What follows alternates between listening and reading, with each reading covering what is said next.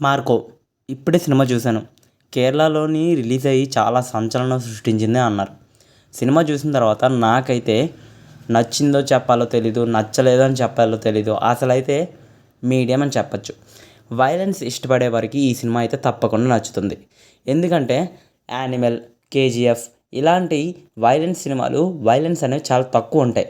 కానీ మార్కో లాంటి సినిమాలు కిల్ లాంటి సినిమాలతో పోల్చుకోవాలి.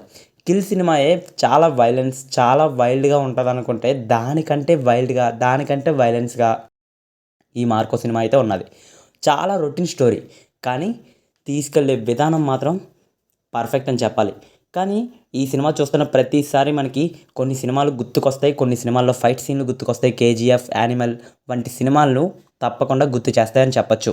అలాగే మార్కో సినిమా చూసినప్పుడు ప్రతిసారి కూడా మనకి ఒక ఎమోషనల్గా టచ్ అవ్వం, కానీ సినిమా పర్వాలేదు, జస్ట్ ఓకే అని చెప్పొచ్చు. మరీ అంత బెటర్ ఏమని చెప్పలేము, కానీ వైలెన్స్ ఇష్టపడే వారికి మాత్రం ఇది తప్పకుండా ఈ సినిమా అయితే నచ్చుతుంది.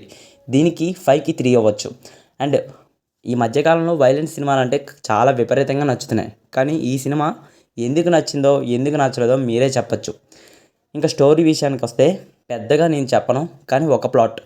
కుటుంబంలోనే ఏదైనా సమస్య వచ్చినప్పుడు ఒక ప్రేమ అనేది ఉంటుంది కదా, ఆ ప్రేమకి బానిసలైతే ఎంతటి వారినైనా ఎంత దూరమైనా తీసుకెళ్తుంది. అలాంటి స్టోరీయే ఈ మార్కో కూడా. Thank you.